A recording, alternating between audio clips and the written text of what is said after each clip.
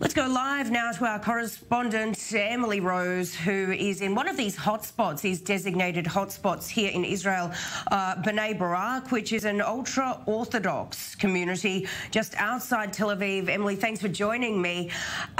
Tell me, there's been a real lot of concern over these places where we are really seeing a huge spike in cases. What are you seeing there on the ground?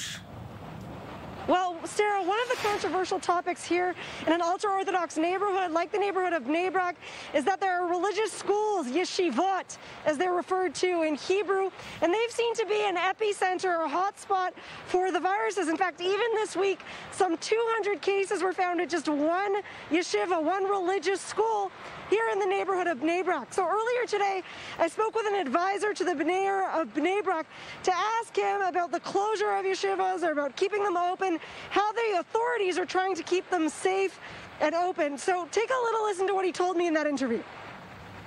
We have guys there who study together all the time. They have a shared dining room, they have rooms where they sleep, shared bathrooms, etc. Therefore, an infection would be very hard. For that, a capsule framework was created, which forces the yeshiva to divide itself in groups of dozens of students in each group. The students enter the yeshiva and don't leave for a few months. They have to stay inside. So if someone gets infected, he won't infect anyone from the outside.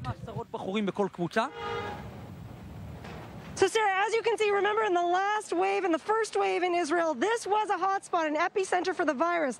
But when I spoke to that official, he argued that it no longer comprises the same risk level that it was the last time. For instance, today there were 100 new cases in this area. That's still a lot.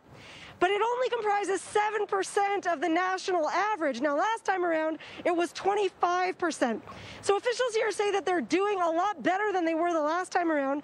They're taking more measures in terms of locking down certain restrictions, making sure the public gatherings are adhering to the restrictions that are given in terms of social distancing and that people are wearing masks.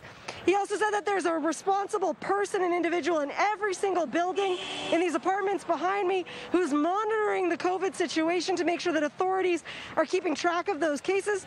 So to his mind, Bnei Brak and the community of Bnei Brak has a much better handle on the problem than it did the last time around. All right, Emily, that is at least